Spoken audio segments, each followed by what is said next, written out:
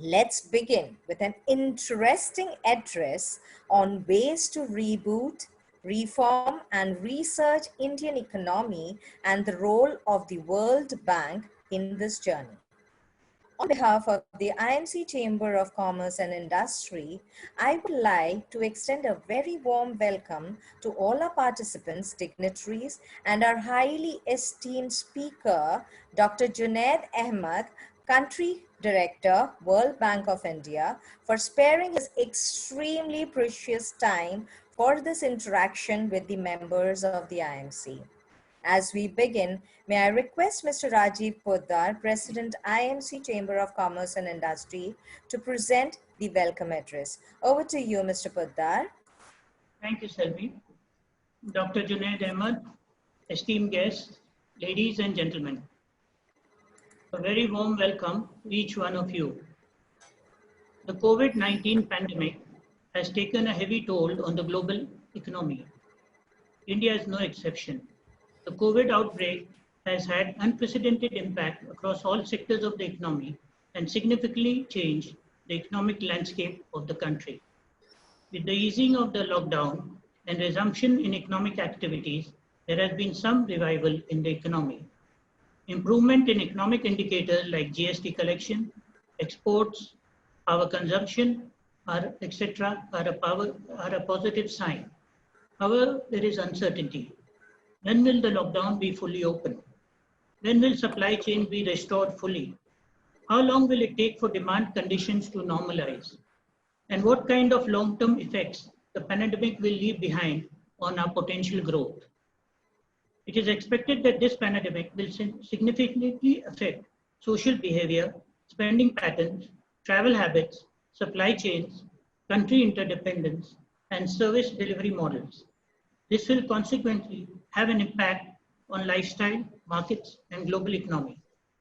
The World Bank has undertaken several major projects in India, including support to the Namami Gange project and strengthening teaching, learning, and results for the state program. The World Bank has till date committed $2.75 billion to support India's emergency COVID-19 response. The first $1 billion emergency support was announced in April this year for the immediate support of India's healthcare sector. Another $1 billion was approved in May to increase cash transfers and food benefits to the poor and the vulnerable. And in June, a $750 million MSME emergency response program to support increased flow of finance into the hands of micro, small, and medium enterprises was given. This program will address with the immediate liquidity and credit needs of some 1.5 million viable MSMEs and help them combat the pandemic. A special thanks to Dr. Junaid Ahmad, Country Director, World Bank India, for accepting the invite. Although Dr. Junaid needs no introduction, I would like to give a little brief on his very impressive journey. Dr. Junaid, a Bangladeshi national, was formerly the Chief of Staff to the World Bank Group President Jim Yong Kim. He joined the World Bank in 1991 as a young professional and worked on infrastructure development in Africa and East Europe. He has since then held several management positions, leading the bank's program in diverse regions, including Africa, the Middle East, as well as India and South Asia. Prior to joining the President's office in January 2016, Dr. Junaid was the Senior Director for the Water Globe Practices, a position he held since its creation in July 14. Dr. Junaid has championed the practice focus of water and the economy and emphasized institutions and resilience in water management. Dr. Junaid has spent 10 years in the field, first as the Deputy Resident Representative and Principal Economist in Joburg, and then as Regional Team Leader of the Water and Sanitation Program in New Delhi. In 2004, he was a team leader of the World Development Report, Making Services Report for the Poor People. From 2004 to 2008, he was the sector manager for the social development in South Asia region and subsequently for the urban water and sanitation before taking on the latter responsibility for the African region in 2010. He was also the Director for Sustainable Development in the Middle East and Growth and North African region, a position he held from 2012 to 2014. Dr. Junaid has been, he's such a simple and man that he called me today afternoon, and when I told him, he was asking about the rain position in Mumbai, and I told him it's pretty severe, and I'm not sure how many can log in or not log in because of the internet. So he immediately told me, Rajiv, if there's a problem, I'm willing to, postpone my talk, and I'll come anytime you tell, IMC tells me. But he's kindly acceded to my request, and thank you, Doctor, for being here with us. IMC has been fortunate to be working with the World Bank in the past, and we look forward to having several joint programs with their support. Before I conclude, I would also like to thank my friend and past president, Dr. Deepak Prem-Narayan, for his help for today's interaction. Once again, I welcome you all to this interesting session. Selvi, will you take over from here? Thank you, sir. Thank you, Mr. Poddar. Now, without much ado, let's begin with the address on ways to reboot, reform and research Indian economy and the role of the World Bank in this journey by Dr. Junaid Ahmad, Country Director, World Bank, India. Over to you, Dr. Ahmad. Yes, doctor, you'll have to unmute from your end. Yeah, thank you, sir. Thank you very much. Very kind of you to invite me. I want to thank the President and for his kindness. Very delighted and honored. I want to thank Mr. Deepak Prem-Narayan, who called me and said that he thought I may have something useful to say, but you can't always believe Deepak and these words. So if you land up being disappointed, you know who to blame, not me, but Mr. Deepak Prem-Narayan.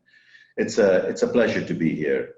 I'll try and make my comments short and to the point, because I think the best is really to engage with you in a dialogue for me to try and maybe reflect on some of the concerns that you are having, and because you're in the front line of the economy. And so listening to you talk about the challenges, I think will give me a lot of insights, and hopefully I'll be able to share some perspectives. But let me begin by setting the context that we are in. The context is not just simply a global pandemic, but it's a context in which I think more and more we are beginning to believe that we are in a world in which extreme events are going to become the new normal. And that means that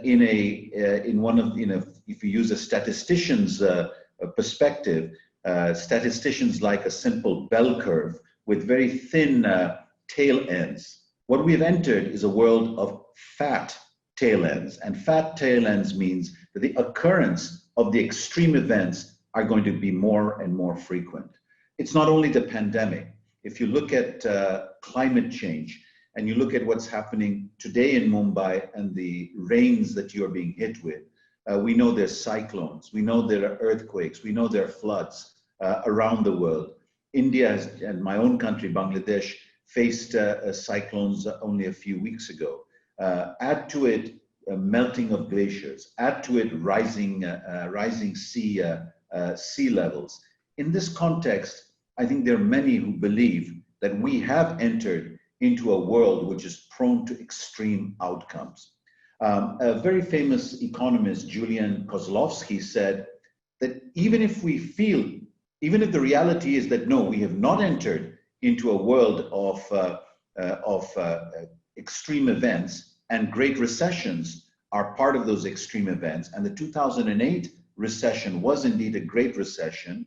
What Kozlovsky says is that these crises and shocks have produced a persistent effect because they scar our beliefs. Now, what does that mean? It basically means that if you haven't seen many bank runs, for example, you think bank runs are very rare. However, if you see a bank run, you update your own estimates and you begin to believe that, you know what, bank runs are common. So you have readjusted your expectations. And if you look at what happened in 2008 financial crisis, there was a deep downturn because of the financial crisis led from the housing market. And people didn't expect this. But when they saw it, they began to be hesitant that more such shocks may come in the future. As a result, we saw something very different in this downturn than we had not seen in the previous downturns. Usually the previous downturns were part of a business cycle. You have a downturn and then you have an economy takes off again. Often people call it the V-shaped or a reasonable V-shape. But what we found in 2008 is when the downturn hit, it affected people's belief that such shocks were now going to be very common. The takeoff did not happen quickly. It slowly began to come back. Why is it? Primarily because private sector did not reinvest after the shock happened. Because private sector began to feel another shock is coming. So they held back. The investments were held back. So Kovzovsky's point is, even if you don't believe we're in a world of thick tail ends, as they say, in effect, people are beginning to act as if they're in the thick tail end of distributions. It's basically what we could conclude, that we have therefore reached a world where the proverbial tail is wagging us all. The real worry about shocks that might emerge. Now, if that's true, then we have to ask ourselves, what changes? How does public policy change, right? And I'll come back to that point. So the first context I want to put to you is it's not business as usual anymore. We are in the world of thick tail ends. We're in a world where constant shocks will be coming. How we manage it is now going to be very important. So profit maximization, which may be just the simple rule you follow, actually has to be profit maximization discounted by investment in resilience. How much resilient can you become? Because you know shocks are coming. So that's the first context I want to put in front of you. The second context is the pandemic and its shock. And I want to compare it to the 2008 financial crisis and share with you what's really the difference. You see, the 2008 financial crisis, which was driven by a fall in aggregate demand as financial markets collapsed because of the housing market, governments around the world responded with a fiscal stimulus, immediately boost demand. The pandemic shock was different. Pandemic shock led to a health intervention in which governments purposely slowed down the economy, right? The social distancing, the lockdown, fundamentally different storyline. And once you slow down the economy, you're going to have to absorb the cost of that in a different way than the cost of stimulating the economy as a first go, which was what the financial crisis led to. So in the case of the pandemic, what did government do? And this is government around the world. Immediately invested in health.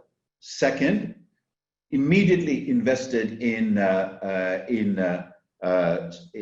social protection. Why? Because you needed to protect the vulnerable and the poor while the economy was on a downtrend. You needed to bridge them to a point when the economy would be taken off. And third is you needed economic stabilization. You needed to protect a basic level of your economic assets so that they were ready for the takeoff. Now, what's common between the financial crisis of 2008 and the pandemic is, while one led to a stimulus, the other led to a slowdown of the economy, both led to an emergence of major expenditure by government. In the case of government, first expenditure is on health, second expenditure on social protection, and the third expenditure on economic stabilization. So you have a country like the United States, it has already spent about 10 to 12% of GDP. In the case of Japan, it's about 21% of GDP.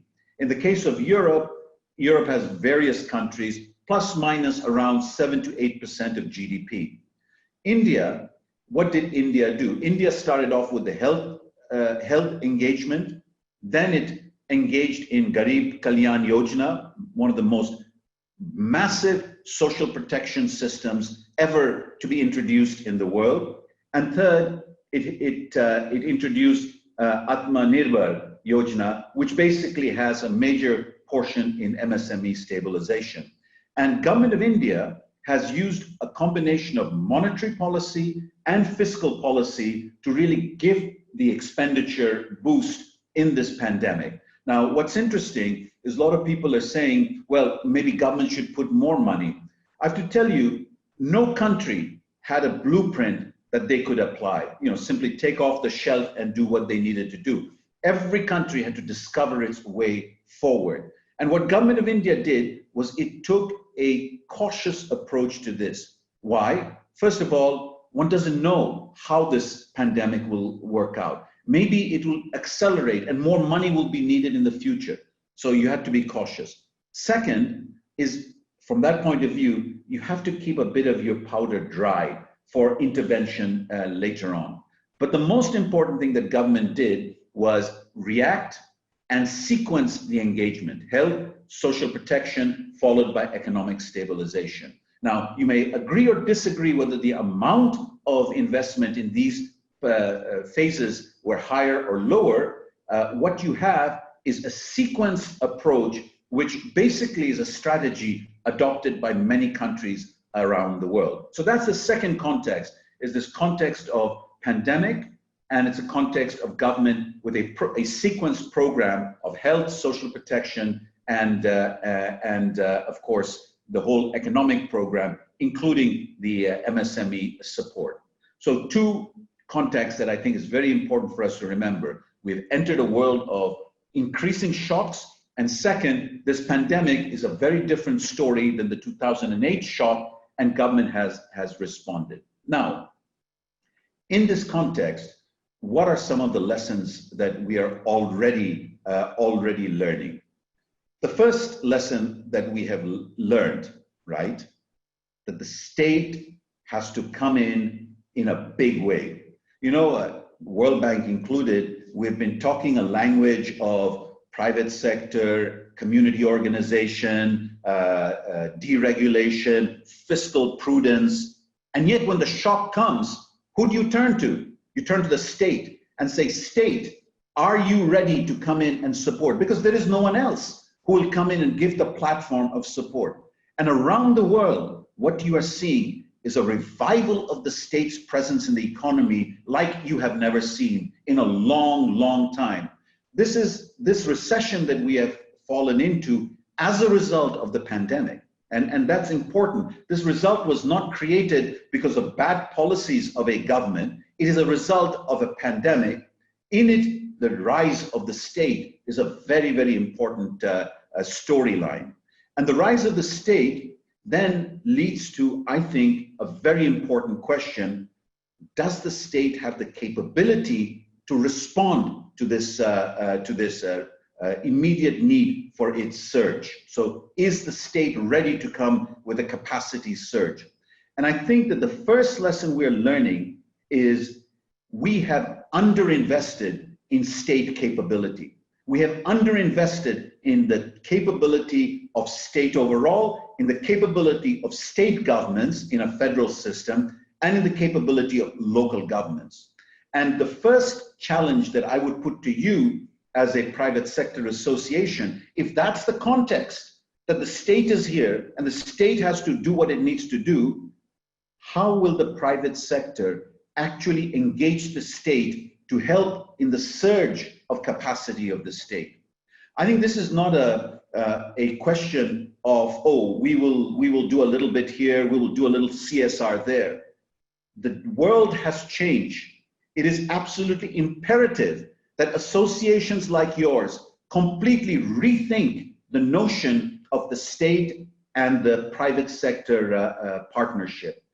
If that partnership does not evolve into one where the state can leverage the private sector, then I believe we are not going to come out of the recession, and we certainly will not come out of the pandemic. And that's my if you will, my first challenge to you as an association, what have you thought of which gives you the ability to have an engagement with the state, which said, this is how the private sector is actually going to help increase the capability of the state to actually engage in economic management.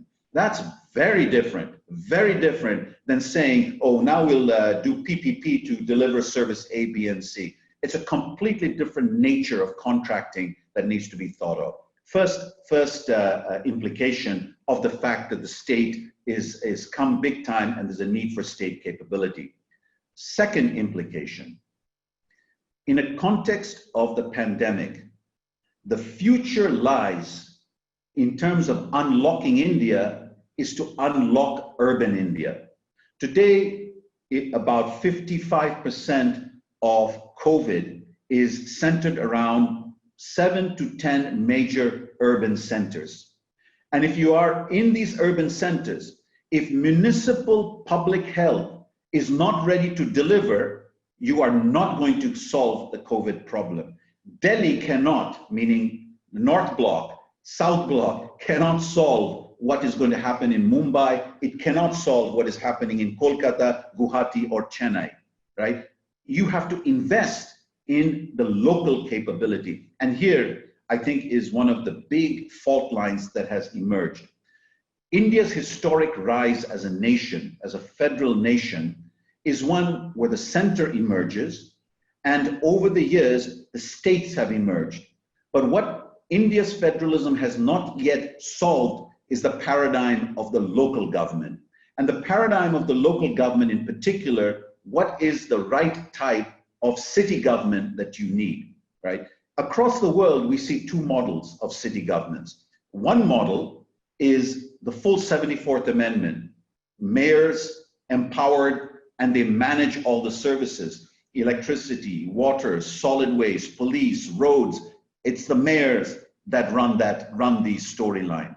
The second model is what we see in many countries, including China, is that the state appoints a city manager to run the city. Now, what's the similarity between a mayor-run city and a state manager-run city? Simply that the mayor and the manager have full ability to run the city as an integrated unit. There is no other way to run a city. You have to manage it as an integrated way, not a fragmented way. Then comes the third model, which is what I call the South Asian model, including my own country, Bangladesh, where upper tier government in Bangladesh is the central government. In India, it's mostly the state governments. They run cities through vertical programs, transport, health maybe, land management. These vertical programs don't come together for you to have the great Mumbai city that you deserve, right? Because you're running it through vertical systems, not an integrated system. And when a pandemic hits, and you are needing a municipal public health system, where are you going to get that? Through a vertical program, or are you going to get it through implementing a strong local system? And that's a very, very big lesson, is how will India pivot to a third tier? And the pivoting of the third tier not only is needed for integrated planning at the local level, at the end of the day, if you're going to convince people, wear masks, follow good policy. If you feel sick, go to a camp. If you're going to do that, you need local state which is credible. That citizens at the local level feels, this is credible. This state is credible. I'm ready to listen. When shocks come, if the state does not have credibility, then it's going to be very hard for the state to manage that shock. And what we're learning is that it's the local state that has to have the most credibility. Not surprising that Kerala, that has had decades of local government and community-based interface, that they are able to do what they have done, right? And they're getting ready to deal with another phase of increase in the pandemic. Right? I gave a presentation once in Mumbai, and I asked, there was a big audience, and I asked the audience, please raise your hand if you know the name of the Chief Minister of Maharashtra. Everyone's hands raised. I then said, could you please raise your hand if you know the name of the Mayor of New York? Many hands went up. And then I said, could you please raise your hand if you know the name of the Mayor of Mumbai? I could hardly count the hands that went up, right? That's a reflection of how we have not empowered and held accountable a local government to deal with what needs to be done. And here comes the second. What is your relationship with Mumbai as a local government, or your associations in other cities? What is your relationship with those local governments?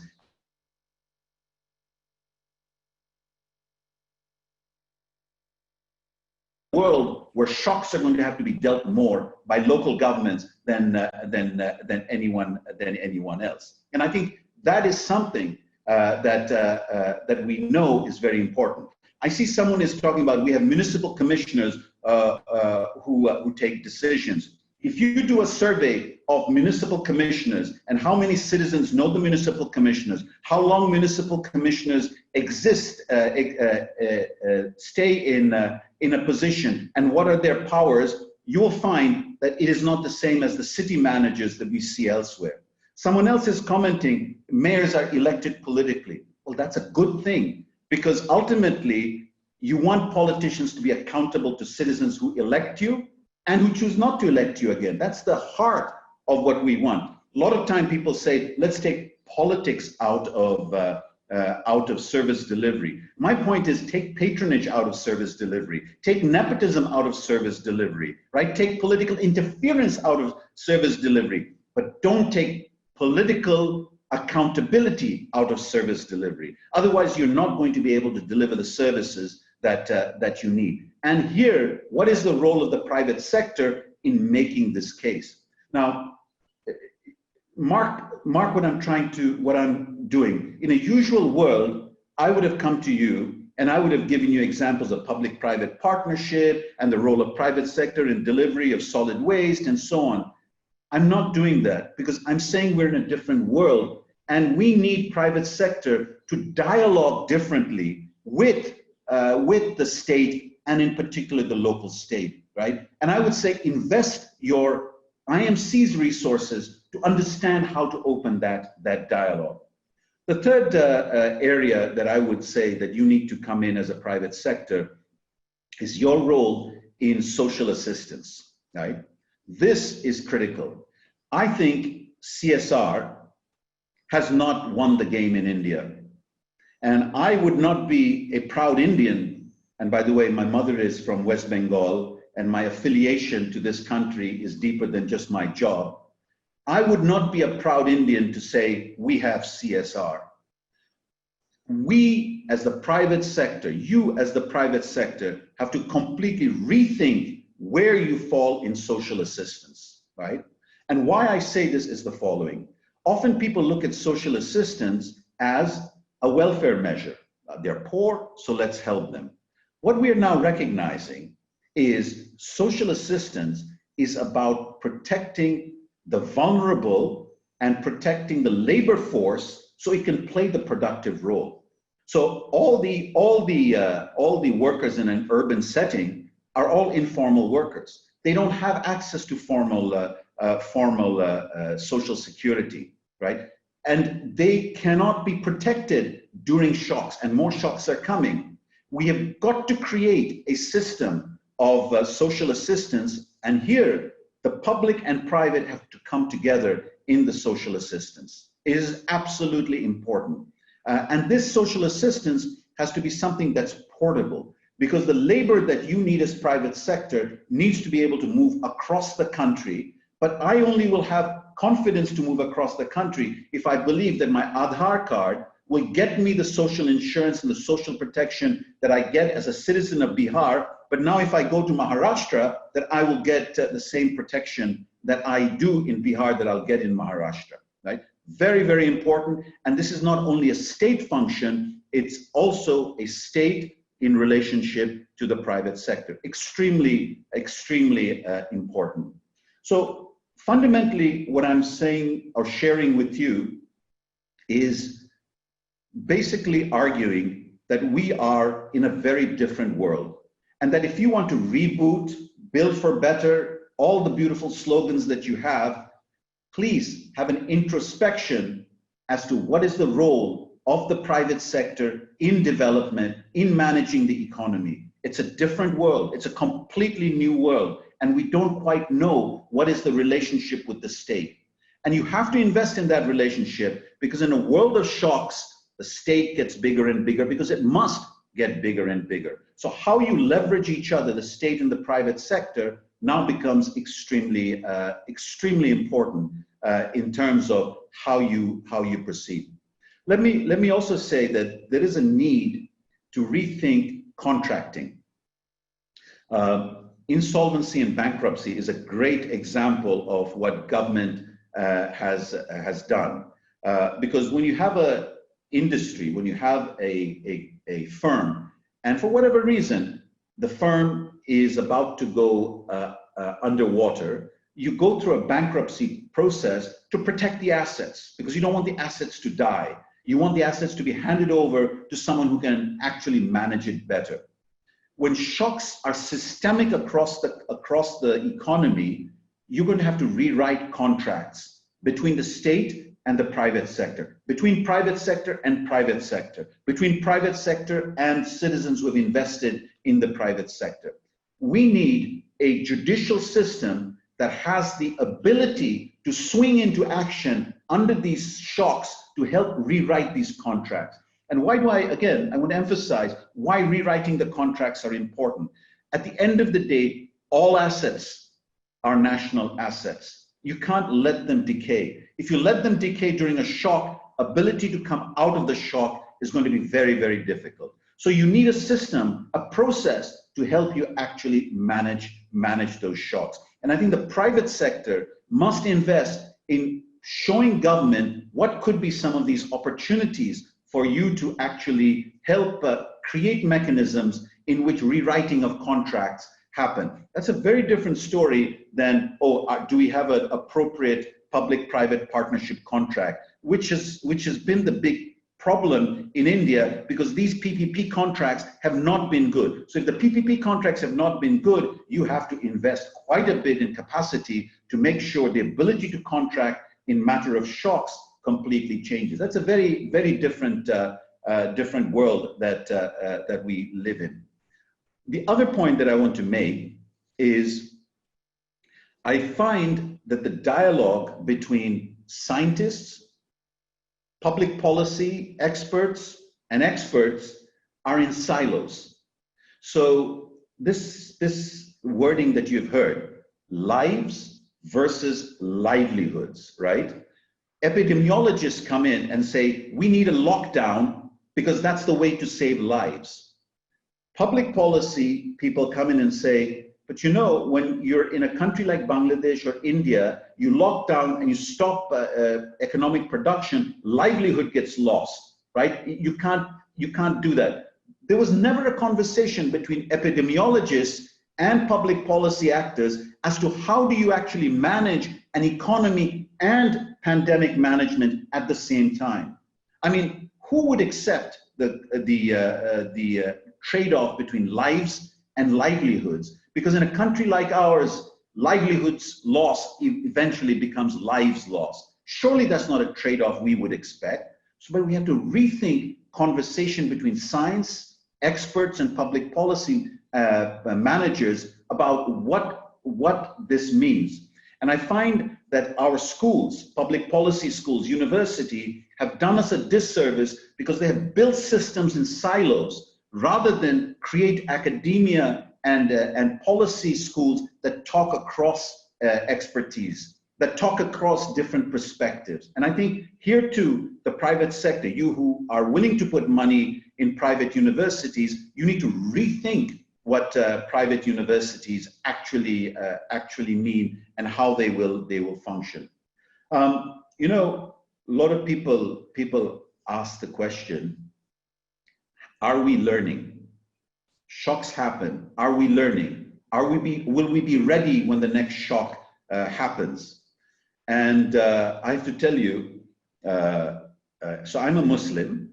I come from the Abrahamic faith. And Abrahamic faith is Jewish, Christian, and Islam. And my reading of the Bible, my reading of the Torah, and reading of the Quran, very interesting. If you look up plagues, you will find that the conversation between the higher spirit and the citizens, the people, are these plagues and so on have been sent as messages to you. Did you not listen? And the response is, no, we failed to listen, but please give us a chance again and we will repent. And what is interesting is that the response of the Abrahamic faiths are, you will not learn. You will go back to the same way. So, you know, the exodus that happens of the tribes of Israel from Egypt to the Canaan, it took 40 years of struggle for that migration to happen. And it is said that it took 40 years for the tribes of Israel to give up the feeling of servitude that had been on them for centuries, right? And it's such an incredible story of when do we learn? And I think that we have to figure out mechanisms of learning. And I think you, as an association, have a big role to play. What are we learning, and can we make those learnings permanent in the way we prepare ourselves for the future? Even the literature on the black swans, you know, the event that rarely happens. It's interesting. Those who talk about black swans say that once a black swan is spotted, you rationalize it ex post. So you basically don't expect another black swan to emerge. So even that literature is no different than the Abrahamic literature. We have to figure out ways where we learn and we respond, where we learn and we respond. It's extremely important. And you need a relation between society, the private sector, and the state where this learning can happen. And that learning is very, very powerful. Two examples from Mumbai before I conclude, and they're very powerful examples. You've seen the screening test, seropositive testing, tolerance testing done in Dharavi.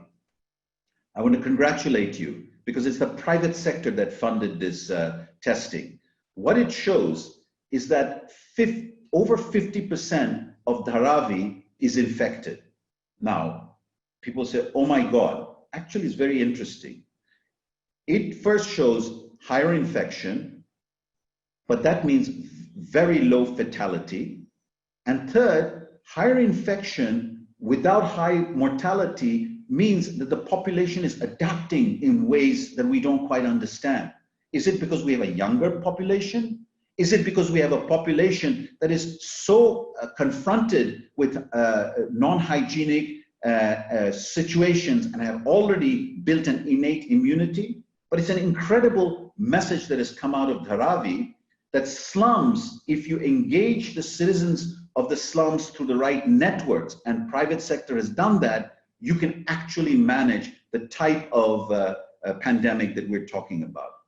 The second example I want to share with you, something is my own dialogue with Maharashtra and Government of India. We have funded in Maharashtra commuter rail lines in Mumbai. And we did that several years ago. And what happened is basically Mumbai as a center of economic activity brings in workers and then takes them out on a daily basis. So if you have good commuter lines, you actually can move people and even goods at some point. And so what we did as a World Bank, we invested in Mumbai.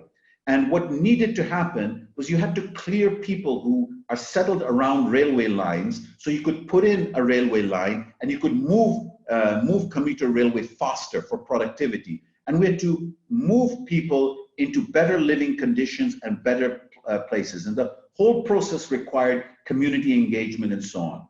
Then a few years later, we were asked to do a second line in Mumbai. And this time it led to creation of train stations that are run on PPP and run better. Then third request came for a third line.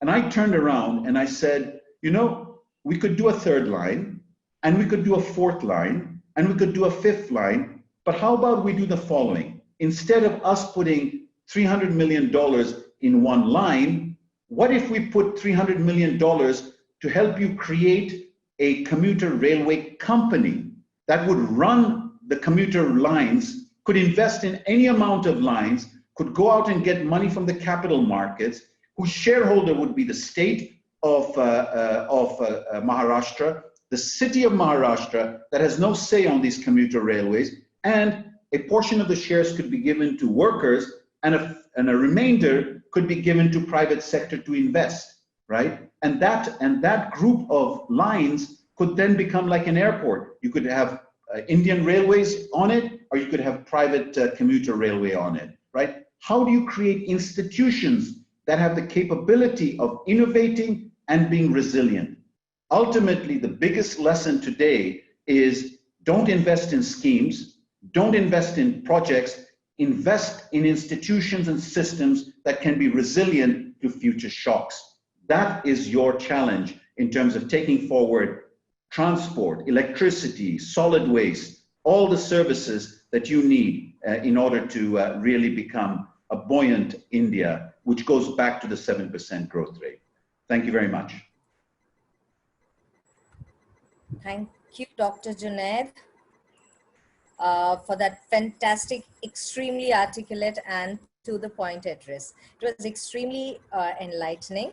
Yes, President, you wanted to say something? Yes, sir, go ahead. Thank you, Dr. Junaid. Amazing and fantastic speech. I just want to say that IMC fully realizes your point. And this year, we are working very closely, and our mission is to engage with Government of Maharashtra. We have 26 expert committees, and all of them are looking at how we can engage with the government more closely, other than the PP models, as you suggested.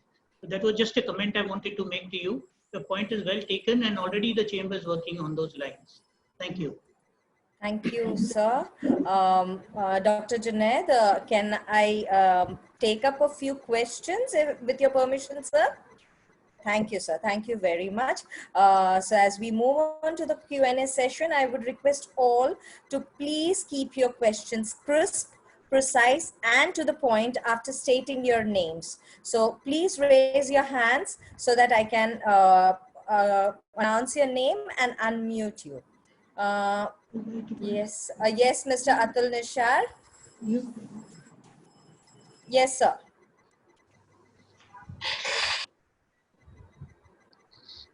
Yes, Mr. Yeah, Nishar. can I go ahead? Yes, sir. Yeah. Yes, sir. Dr. Junaid, your talk was very interesting, very impressive. It was a pleasure to listen to you, a privilege. So thank you very much. The question I have is, how does World Bank see India for the coming financial year? If we see April to March 22, how do you see the economy and how you believe the economy will grow? Shall we take maybe 3 questions as a group? Okay, sir. Next is SP's iPhone. I have asked you to unmute SP's iPhone. Please, yes. Yes. Can you hear me? Yes, yes. This is SP Shukla. I'm chairman of Mahindra Aerospace, Defense and few companies. Dr. Ahmad, I enjoyed listening to your wonderful address. I have a small question, but I'll admit to one small connection with Bangladesh. My grandfather lived in Mymensingh. Coming back to the question, it was very enlightening, and you mentioned about private sector playing a role several times, and I agree with you. I'm a great believer that private sector has to work in public partnership with the government. Question is, every time there is a crisis, be it 2008, be it COVID now, and there have been incidents before, it is actually the private sector which gets into trouble and seeking help from the government. Even now in India, big packages are being announced, and rest of the world, much bigger packages, which you referred to, 8%, 10% of the GDP. India has been much smaller in percentage terms, though given the capacity of the country, it was a large one. How does private sector answer this question? It's really a challenge that every time there's a crisis, it's the private sector who is seeking handout from the government. How do I answer this question, for example? We have not sought any help, but I'm faced with this dilemma. The next question, may I request Mr. Mahendra Chauhan to ask the question? Mr. Mahendra Chauhan, I've asked you to unmute. Please unmute yourselves. Yeah. Yes, Mr. Chauhan, please go ahead. Am I audible? Yes, yes, sir, you're audible. Yeah. Hi, Dr. Junaid. First of all, my compliments. And I must tell you that our president has been very progressive in his thinking and has launched this year a new committee called Ease of Living Committee. And therefore, all the things that you have talked about, is like music to my ears because I happen to chair that committee. You very rightly said that the fault lines in the government have been extremely exposed because of the COVID, particularly in the healthcare and in social protection. World Bank came with its help in April and May particularly.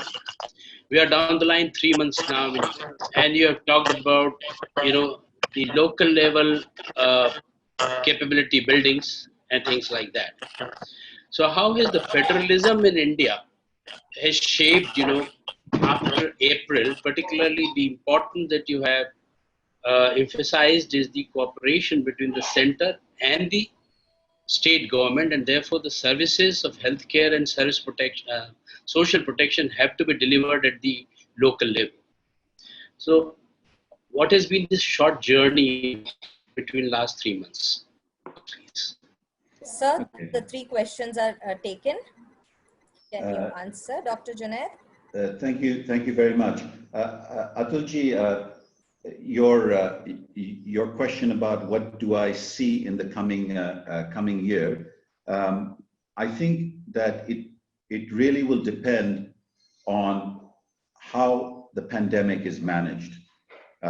If the pandemic is managed and more of the economy is opened up, you will see the economy responding. I think that the dialogue that you were having as I joined you about needing to get workers in your production system. So it really depends on how well India, as other countries, how well do you manage the pandemic?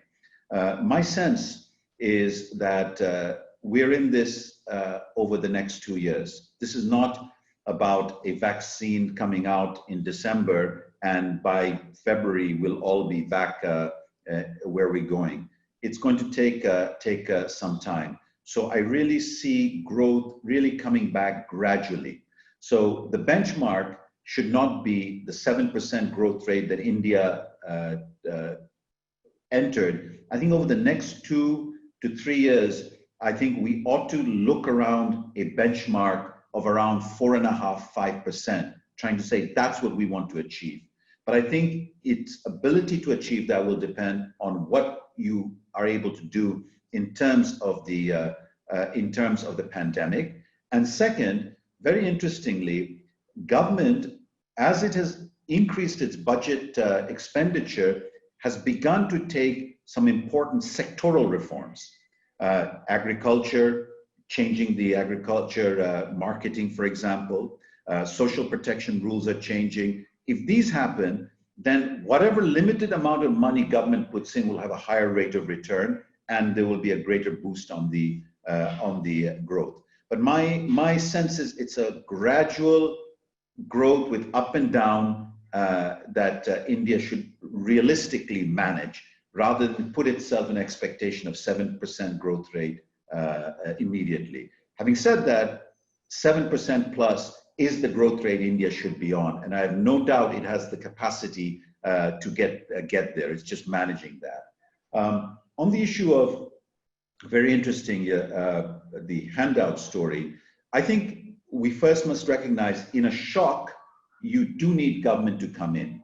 The question is, how does government come in? So in the MSME story, it's been very interesting. Government could have just basically said, I'm going to capitalize my public sector banks even more and let these banks go into the MSME world. Instead, what government did, it said that I'm going to give a certain amount of de-risking of risk, maybe up to the 20% level for MSMEs that are already in the market. I'm going to give them a certain protection, but NBFCs and the small finance banks and the microfinance institutions have got to go and do the business, have got to take on themselves the credit risk that going in. So that's the sharing that you want between government and private sector, where government comes in and says, there's a shock, it's systemic, so I'll take a certain amount of de-risking that I need to do, but private sector then has to come in. I know that government is looking at credit enhancement facility to help corporate to really give a boost to the bond market.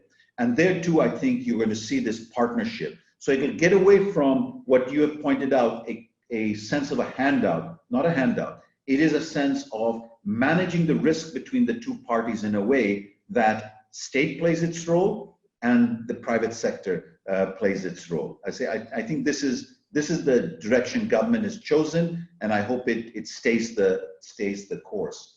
On the question of Chauhanji, on the question of federalism, it's very important. I think the first phase of government's response was the center comes in and creates a framework to say this matters, this pandemic matters, and we'll go at it. The second phase was putting more responsibility on the states, and we're beginning to see openings, and I think these openings need to be deepened. For example, NDMA has a window that when you have a natural shock, a drought, a cyclone, the National Disaster Management Agency and the Ministry of Home Affairs opens up a credit line, a fiscal transfer to the states, which the states use to respond to the crisis. Now, I think that we are discussing that the NDMA would open up a window in which the states could get access to social security, social protection resources, which they would use to top up their own social safety mechanisms, as well as the last mile arrangements of central government's program. So central government has an incredible program of bank accounts for women households directly in their name. But what we know is the states have to come in for that last mile, getting the information to women-headed households, making sure women-headed households are able to go to the bank to pick up the money, knowing when the money comes in. That part, the money that comes through the NDMA, you leave it at the hands of the state to use ASHA workers, Anganwadi workers, self-help groups of women. These are the frontline heroes of India today, and how they can connect households into government system. That would be a great example of federalism at work. But it's clear that federalism in India has to work even more effectively, because the future of India lies in the states of India.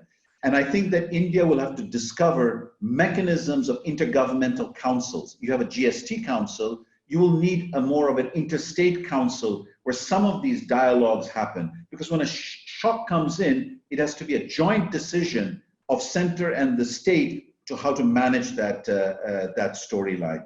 I would even go far as to say that when you have national shocks like that, Parliament must function in a way that bipartisanship is promoted so that there's a joint ownership of the response to support the economy. Here, all hands on deck has to be the way forward, and that's how the federalism ought to be working.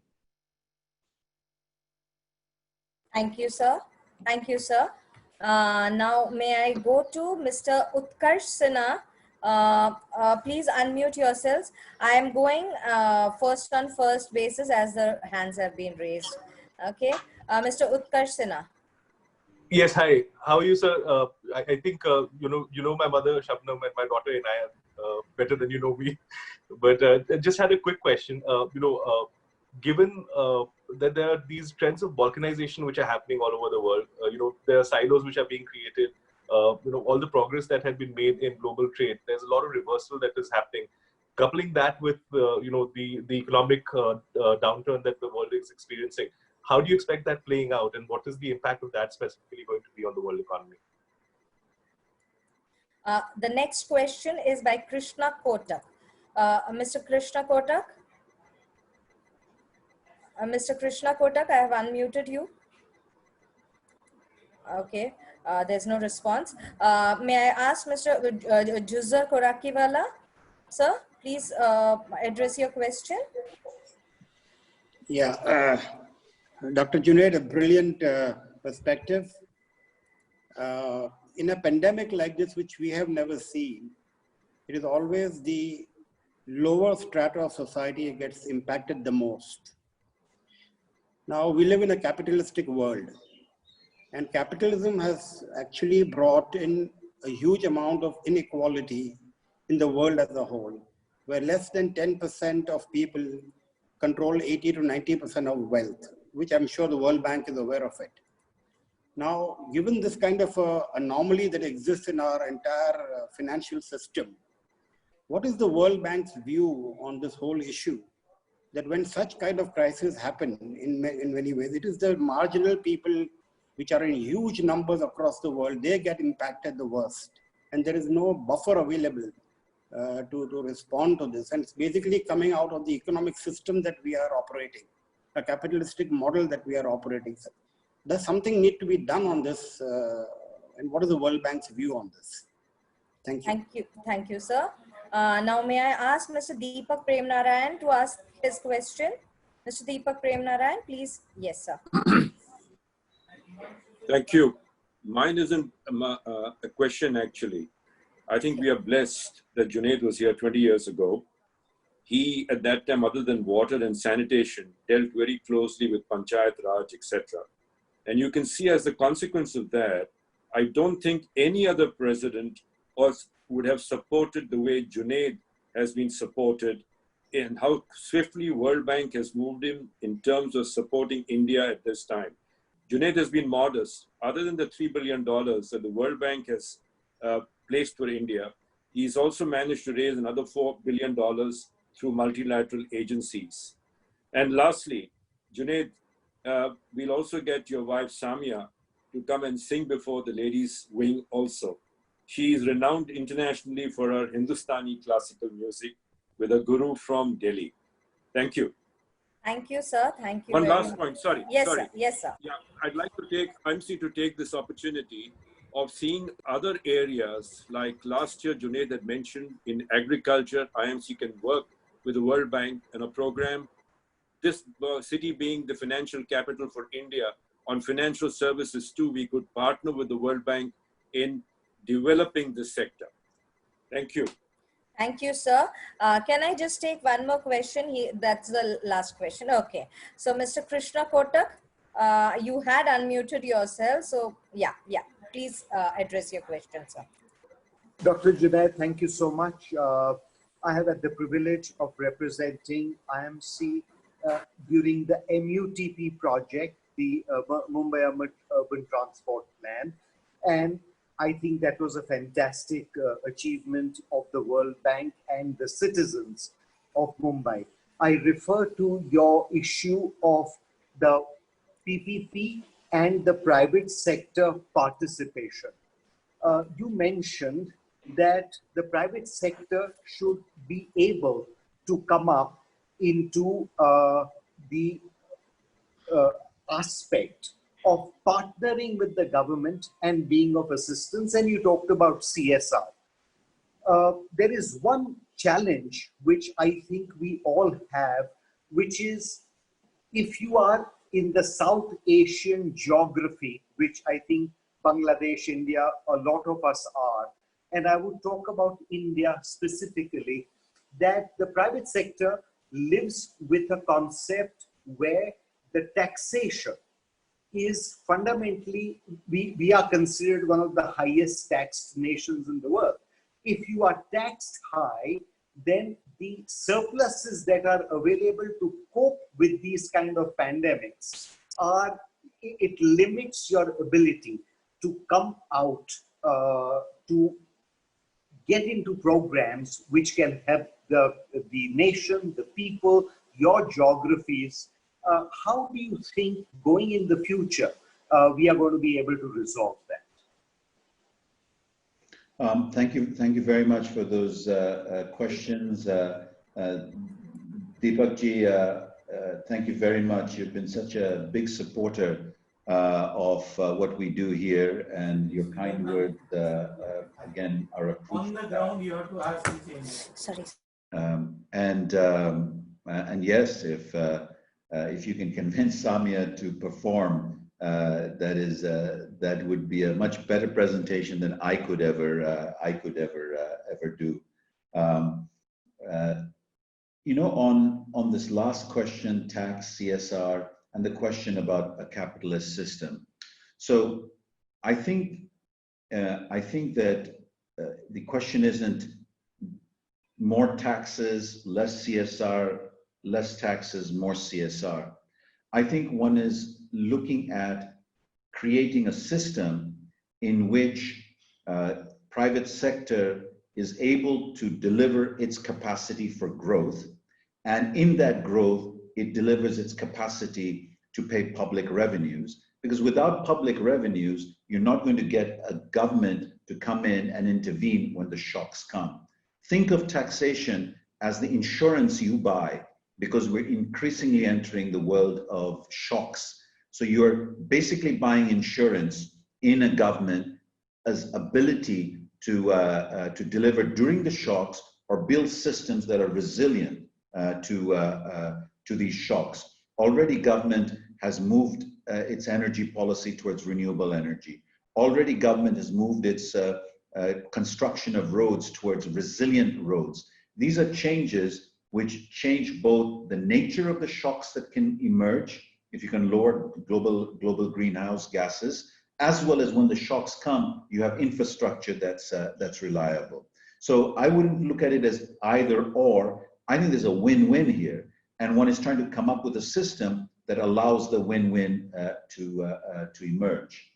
I think that capitalism it remains one of the most powerful tools of growth and development, but it requires a state that is far more efficient in creating the safety nets, which, by the way, is not a welfare measure. Safety nets protect the labor, which feeds into the growth path. So again, it's not an either or, it's creating a system that feeds into a growth, equity, and sustainability, right? Because you want a system that doesn't cause more of the shocks. You don't want a system that's going to cause more of the air pollution. You want a system that causes less of the air pollution. So I come from a framework where I don't see these as opposite ends of the spectrum, but they clearly must come together. Utkarsh, you raise a very important point, which is about multilateralism and global trade. I've spent the last 25 years working in the World Bank because I believe in multilateralism, because I believe that a country like mine, Bangladesh or India, should take advantage of this huge market, which is the world, and engage in that market. And I come from a thinking which is empirically proven that more an economy is open, the more you get learning inside the economy, and more is it able to respond to global needs. And I think the message that a self-reliant India will engage in a global world is a taken for given. I hear the Prime Minister's vision of a resilient India, and I see it in it a very big global vision, not a inward-looking India, but an India capable of engaging the world. But to engage the world, you have to invest in your health, you have to invest in your education, you have to invest in your roads, you have to invest in your logistics, you have to invest in a commuter railway company, not just another line.